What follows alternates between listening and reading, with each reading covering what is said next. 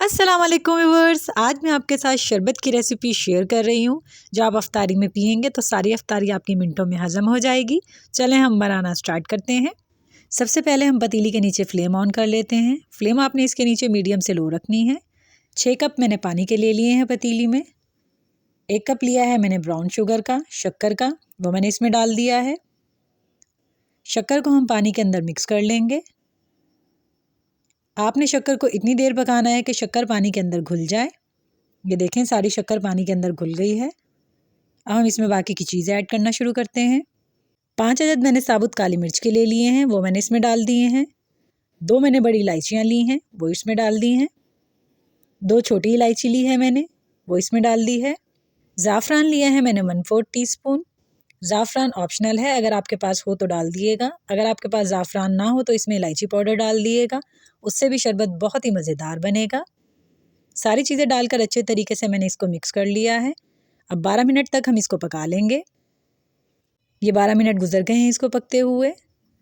ये देखें इलायचियाँ फूल कर कितनी बड़ी हो गई हैं। अब हम इसमें बाकी की चीज़ें ऐड करते हैं।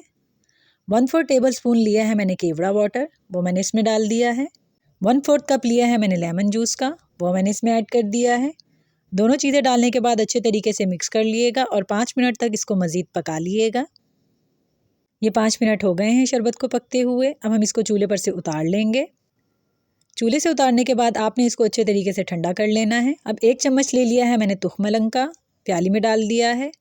1 कप ही मैंने लिया है पानी का। पानी डालने के बाद 15 से 20 मिनट के लिए हम इसे भीगने के लिए रख देंगे।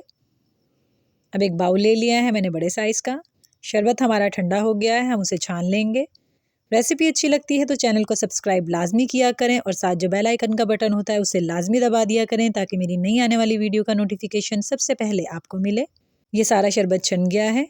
इस स्टेज पे आप शरबत को स्टोर करके रख सकते हैं। बोतल में भरकर इसको फ्रिज में रख दिएगा, काफ़ी दिन तक ये ख़राब नहीं होगा। इसे निकालिएगा और इस्तेमाल कर लिएगा। अगर आपने इसको फ़ौरी इस्तेमाल करना है तो जो तुखमलंग हमने भिगो कर रखा था वो हम इसमें ऐड कर देंगे। तुखमलंग डालने के बाद अच्छी तरीके से इसको मिक्स कर दिएगा। ये सारा मिक्स हो गया है। अब मैंने इसको गिलास में डाल लिया है। थोड़ी सी हम इसमें बर्फ़ ऐड कर देंगे ताकि ये ठंडा हो जाए और पीने में मज़ेदार लगे। बर्फ़ डालने के बाद इसको अच्छे तरीके से मिक्स कर दिएगा।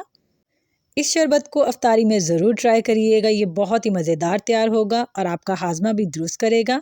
रेसिपी अच्छी लगी है तो लाइक करना मत भूलिएगा।